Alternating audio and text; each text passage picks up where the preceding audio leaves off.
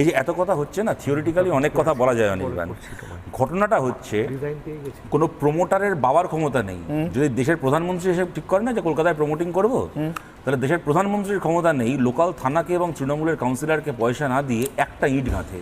এবং যেটা সজল দা যেটা বললো এখানে, এ তো ঠিকই কথা, একেবারে স্কোয়ার ফুট করে হিসাব করা আছে। এই যে থানা থেকে যে গাড়িগুলো যায় না, এমন বেহায়া পুলিশগুলো, কেন এদেরকে দেখলে এখন লোকে মানে গায়ে থুতু দেওয়া বাকি রেখেছে, কদিন পরে সেটাও শুরু করে দেবে। এমন বেহায়া গাড়িতে টেপ থাকে আমাদের চোখে দেখা। কিরম ধরো ছাদ ঢালাই হবে, বললো কত স্কোয়ার ফিট আছে, বললো আমাদের 720 স্কোয়ার ফুট।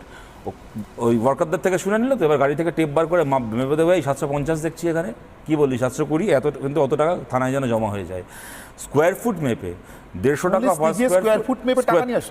গাড়িতে টেপ টাকা থাকে, এবং একটা থানা এক্সেপশন নয়। যেরকম থানাতেও, এবং ঠিক কথা বলেছে, যেরকম প্রতিটা থানায় পাসপোর্ট ভেরিফিকেশন করানোর জন্য একজনকে অ্যাসাইন করা থাকে দায়িত্বে, সেরকমভাবে প্রমোটার এবং বিল্ডিংয়ের থেকে টাকা তোলার জন্য একজনকে আলাদা করে দায়িত্ব দেওয়া আছে।